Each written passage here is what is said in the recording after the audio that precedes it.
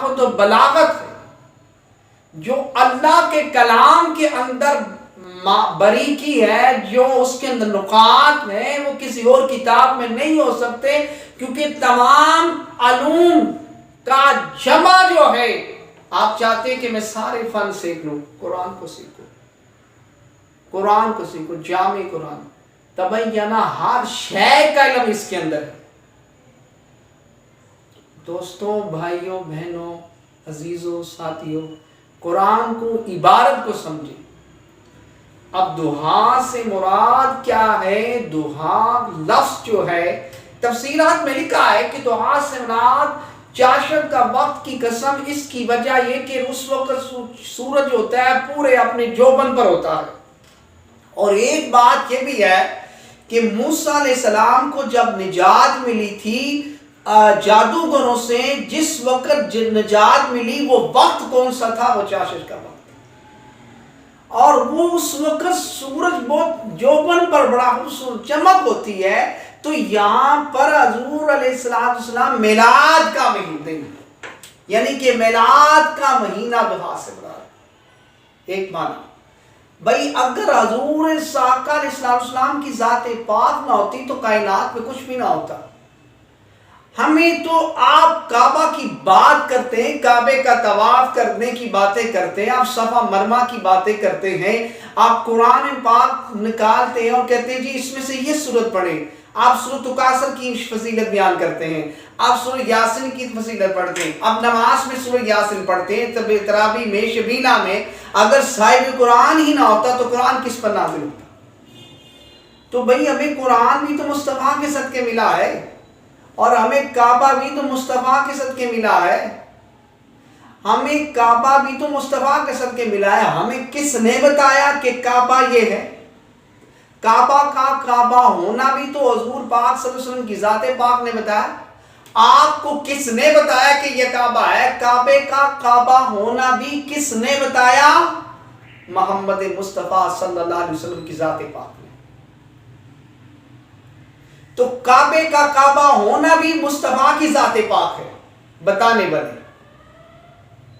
میلاد کا مہینہ، بھئی میلاد والا تو یولدو سے نا میلاد، اور میلاد تو شرک کا توڑ ہے، کیونکہ میلاد کا معنی پیدا، تو محمد مصطفیٰ وہ ہیں جو پیدا ہوئے، خدا تو ہے جس کی پیدائش لم یلد ولم یولد، نہ اس کو کسی نے پیدا کی۔ تو میلاد تو ہوتا ہی اس کا ہے جو بشر ہوتا ہے، میلاد تو بشر کی دلیل ہے، لیکن بشر والی بات پڑھتے ہیں، لقد جاءکم من اللہ نور والی بات نہیں پڑھتے، اور پھر کہتے ہیں کہ نور سے مراد بھی قرآن، اور قرآن سے مراد کتاب سے مراد بھی کتاب ہے۔ افسوس یہ ہے کہ ان کو قرآن عبارت نہیں پڑھنی آتی، عبارت پڑھنی نہیں آتی۔ ہدایت النحو کھولیں، نحویر کھولیں، وہاں پر یہ قاعدہ نہیں کہ واو مغایرت کے لیے آتی ہے، تو جب واو مغایرت کے لیے آتی ہے تو پھر یہاں پر بھی مغایرت کے لیے قاعدہ کدھر جاتا ہے؟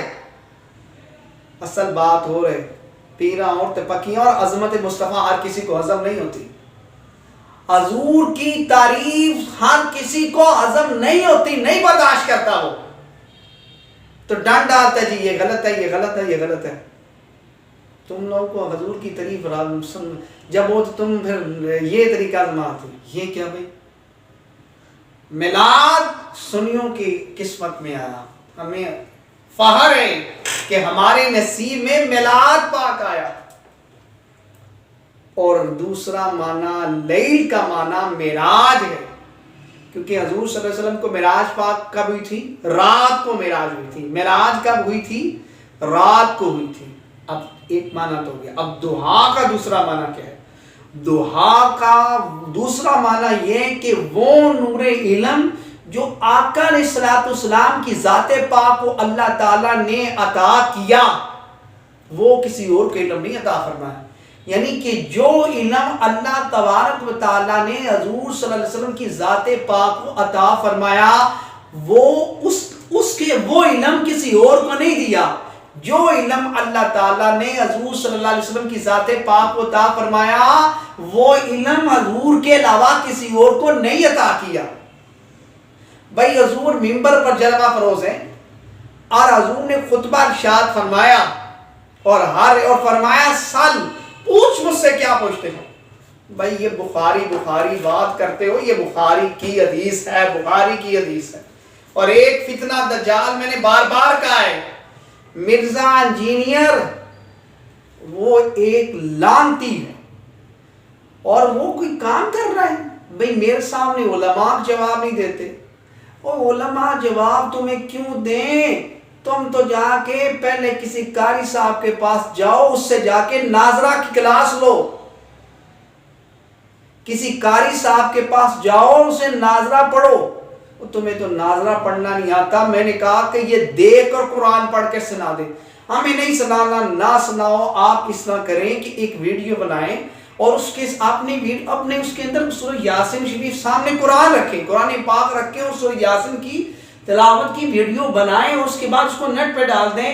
میں واللہ میں دعوے سے کہہ رہے ہیں، میرے حدیث بخاری میرے ہاتھ میں بخاری کی کتاب ہے، اسے دیکھ کر بھی 17 میں بے شمار غلطیاں.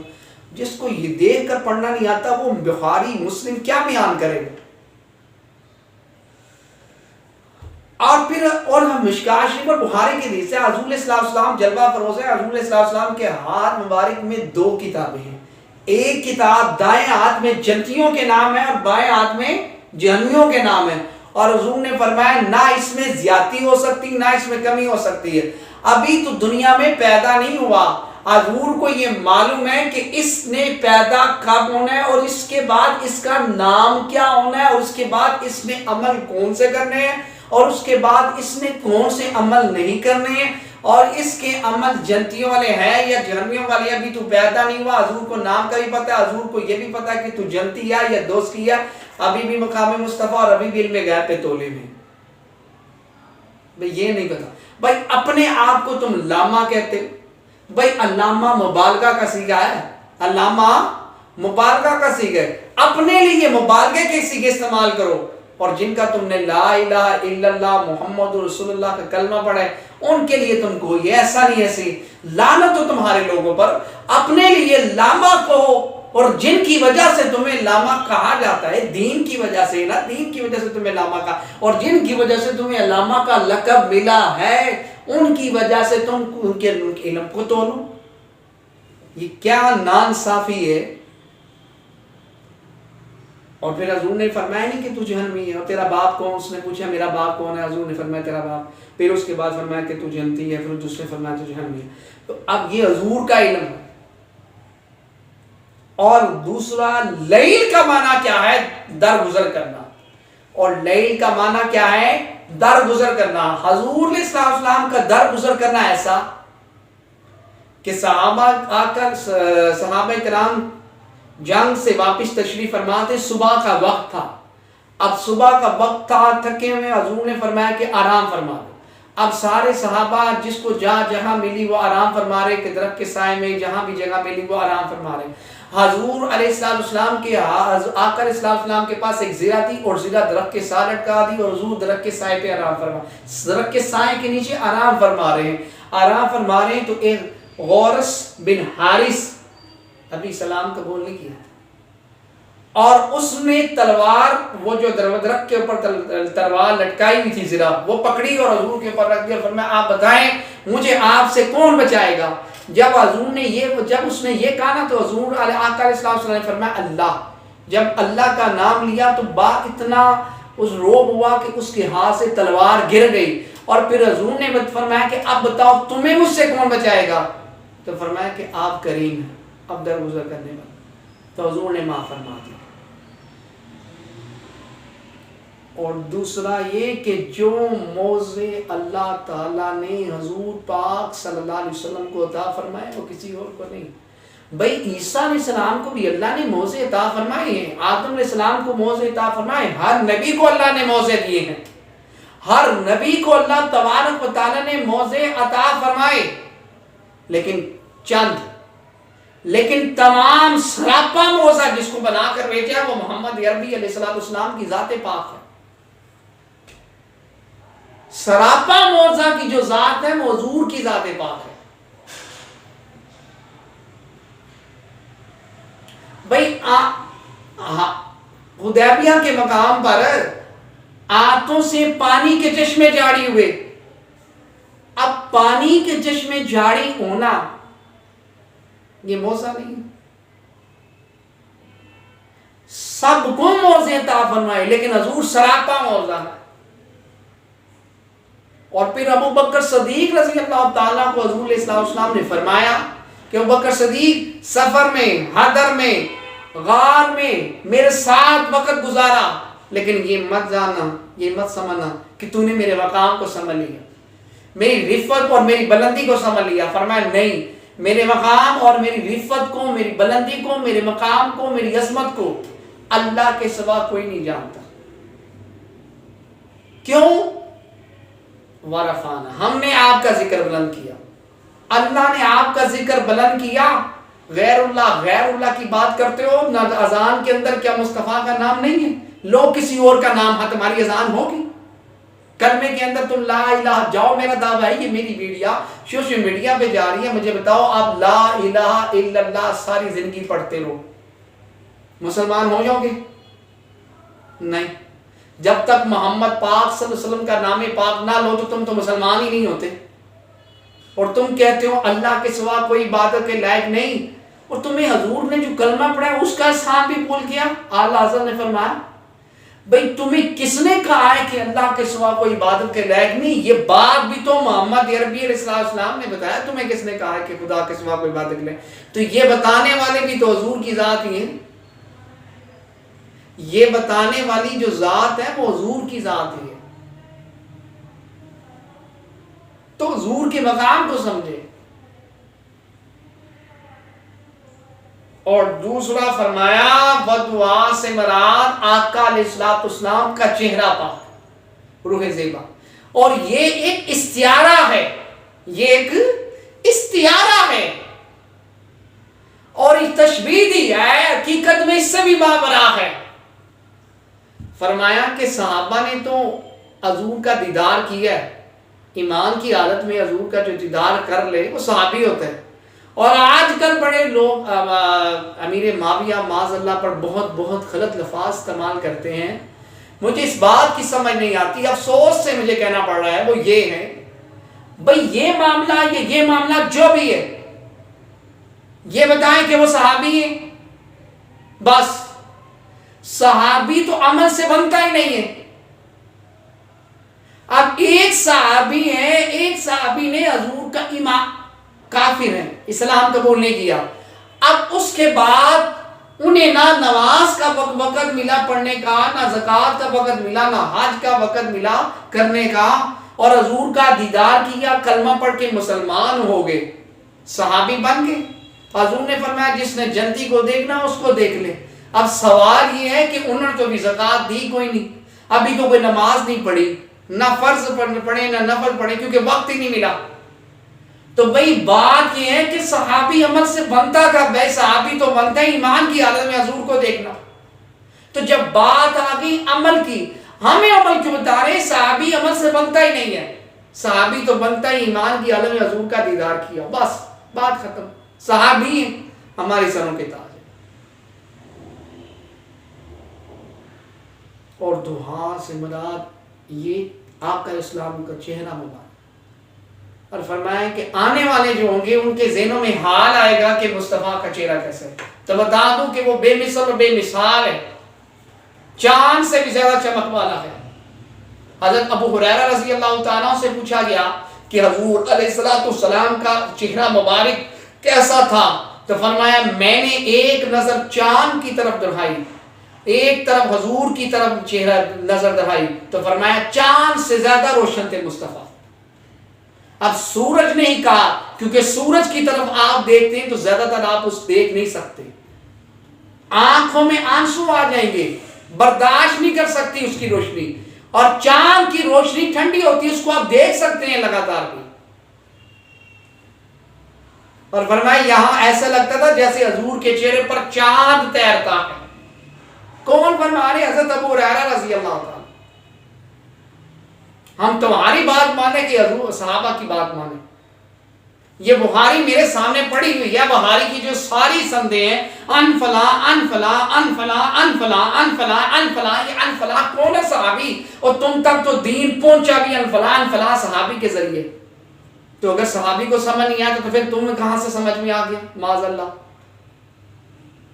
اور لیل کا معنی معراج ہے، لیل کا معنی معراج ہے، کیونکہ معراج حضور صلی اللہ علیہ وسلم کو جب ہوئی رات کو ہوئی تھی۔ اب جب حضور علیہ السلام کی ذات پاک جب لا مکان پر جلوہ فرما ہوئی، جب حضور صلی اللہ علیہ وسلم کی ذات پاک لا مقام پر جلوہ فرما ہوئی تو پھر کیا کہا؟ اے پیارے، سدرا سے آپ یہاں پر مسجد حرام سے مسجد اقصی، اور پھر اس کے بعد لا مقام سدرۃ المنتہا پر جلوہ فرما ہوئے۔ فرمایا پیارے ابھی آپ نے قدم نہیں رکھنا، کف یا محمد ان یسلی، اے پیارے ابھی آپ کا رب آپ پر درود پڑے پھر آپ تشریف لائیں۔ آج آپ جب حج کرتے ہیں، عمرہ کرتا ہے، اعتکاف سے واپس میں آتے ہیں تو پھر کیا کرتے ہیں؟ ہاتھ ڈالتے ہیں۔ تو پھر اللہ تبارک و تعالیٰ نے سدرۃ المنتہا پر کیا فرمایا؟ ابھی آپ قدم نہ رکھیں، آپ کا رب آپ پر درود پڑھ لے۔ یہ ہے مقام مصطفیٰ۔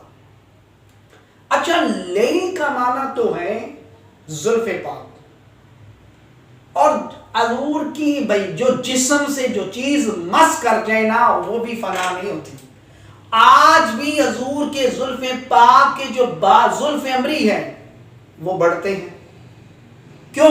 ہمارے بال کاٹ دیے جائیں مر جائیں گے، مردہ ہیں، ساڑی مردہ، مصطفیٰ نہیں، تو زندہ ہے، تو زندہ ہے واللہ، قسم اٹھا کے کہا واقعی ون زندہ ہے واللہ، بس میری نظم سے چھپ جانے۔ وہ مصطفیٰ کے مقام کو تو سمجھو، وہ وجہ تخلیق کائنات ہے، وہ جانے کائنات ہے، روح کائنات ہے، ساری کائنات کی بزم تو فقط حضور کے لیے تو بنی۔ تو اب دیکھیں نا، لیل کا معنی تو ہو گیا معراج، رات، زلف امری، زلف امری بھی معنی ہے نا۔ تو آگے جو عبارت آئی ہے اذا سجا، اذا سجا، بھائی میں اب لغت، آپ کوئی بھی لفظ دیکھتے ہیں، آپ کو دیکھیں نا، آپ پروفیسر بھی ہیں، لیکچرار ہیں، کس چیز کے ٹیچر ہیں؟ میں انگلش کا ٹیچر ہوں۔ جب آپ انگلش کی عبارت آپ پڑھاتے ہیں بچوں کو، ایم اے انگلش پڑھاتے ہیں یا بی اے کی کتاب پڑھاتے ہیں یا میٹرک انگلش، جس فن کی کتاب آپ انگلش کی پڑھاتے ہیں، تو اگر آپ نے ظاہری بات ہے اس کے نیچے ترجمہ کوئی لفظ ایسا ہو جاتا ہے، اس کی کیبری کوئی ایسی عبارت، کوئی ایسی سطر آ جاتی ہے کہ جس کا آپ کو معنی نہیں پتا، تو پھر آپ کیا کرتے ہیں؟ لغت کھولتے ہیں، ڈکشنری دیکھتے ہیں نا۔ اب ڈکشنری آپ کے مسئلے کو حل کرتی ہے کہ جو مشکل لفظ ہے اس کو دیکھ کے آپ اس میں سے حل کرتے ہیں۔ تو اب سجا کا معنی عربی لغت کے اندر اس کا معنی ہے چھپنا، عربی لغت کے اندر اس کا معنی کیا ہے؟ چھپنا۔ تو سوال یہ ہے، اس کا معنی تو ہو گیا چھپنا، اب لیل کا معنی تو ہو گیا زلف عنبری، اور سجا کا معنی چھپنا۔ بات میں سمجھ میں کس نہیں آ رہی تو فرمایا، شاہ محدث دہلوی نے فرمایا، میں سمجھاتا ہوں، فرمایا کہ دیکھیں نا، چھپنے کے لیے بھی تو کچھ چیز ہے نا۔ میرے پاس یہ ٹیبل ہے، اب اس پر کفری کتب پڑھی ہوئی ہیں، بخاری شریف بھی ہے اور بھی دیر کتب پڑھی ہوئی ہیں، تو اب اس کے ٹیبل کے اوپر کتابیں پڑھی ہوئی ہیں، اور کتابوں کے اوپر اگر آپ کپڑا ڈال دیں تو چھپ جائیں گی۔ اب آپ بتائیں بھلا اس کے اندر کون سی بکس ہیں؟ نہیں بتا سکتے، کیوں؟ چھپی ہوئی ہیں۔ تو جس چیز چھپ جائے اس کا وہ نہیں بتا سکتے آپ۔ تو اب یہاں پر کہا چھپنا، اب چھپنے کے لیے بھی کچھ چیز چاہیے کہ ٹیبل کے اوپر آپ نے کپڑا ڈالا ہے، کپڑے سے چھپی ہے، تو اب چھپی اور کس میں چھپی اور کیا چھپا؟ تو فرمایا جب حضور علیہ السلام کی ذات پاک اپنی زلفوں کو سوارا، آقا علیہ السلام نے جب اپنی زلفوں کو سوارا، سوارتے سوارتے اچانک زلف عنبری سے بال سرک کر چہرے پر آ جاتے، چہرہ چھپ جاتا تھا۔ رب نے اسی کو قرآن کی آیت بنا، مولا حضور پاک صلی اللہ علیہ وسلم کی ذات پاک اپنے چہرے کو، اپنی زلف پاک کو سوارے، زلفوں کو سوارے، زلفوں کو کنگھی کیا، زلفوں کو تیل لگایا، تو تیل لگاتے لگاتے اچانک سر سے بال سڑک کے چہرے پر آ جاتے. رب نے اس کو قرآن کی آیت بنا دیا, بتا دیا میرے یار کو زلفوں کو سنوارنا یعنی ہر ادا بے مثل اور بے مثال. اس کا چلنا بے مثل, اس کا بولنا بے مثل, اس کی ہر ادا بے مثل اور بے مثال. آپ بتائیں کہ اس کے اندر کوئی فرض کوئی احکام بتایا گیا؟ نہیں, اس میں یار کی ادا بتائی گئی. اور یہ نعت ہے, یہ نعت ہے. سب کچھ اللہ نے حضور کے لیے بنایا, سب کچھ اللہ نے حضور پاک صلی اللہ علیہ وسلم کی ذات پاک کے لیے. اور یہ یاد رکھیں کہ حضور علیہ السلام نے کنگا, آقا علیہ السلام نے اپنی زلفوں کو کنگا کیا. جو کہتے ہیں نا کہ کنگا کیا زلفوں کو سنوارنے کے لیے, نہ زلفوں کو سنوارنے کے لیے کنگا نہیں کیا. زلفوں کو سنوارنے کے لیے حضور علیہ السلام نے کنگا نہیں کیا. کنگے کو سنوارنے کے لیے کنگے کو سنوارنے کے لیے کنگا کیا. اپنی زلفوں کو سنوارنے کے لیے کنگا نہیں کیا. کنگے کو سنوارنے کے لیے آقا علیہ السلام نے کنگا فرمایا. کیونکہ اسی بھی کنگا کرنا سی نا, تے کنگے نو سوارن دی وجہ نال حضور نے زلف امری پر اپنے کنگا کیا. زلفوں کو سنوارنے کے لیے, کنگا کو سنوارنے کے لیے حضور علیہ السلام نے کیا, عمل کیا ہے.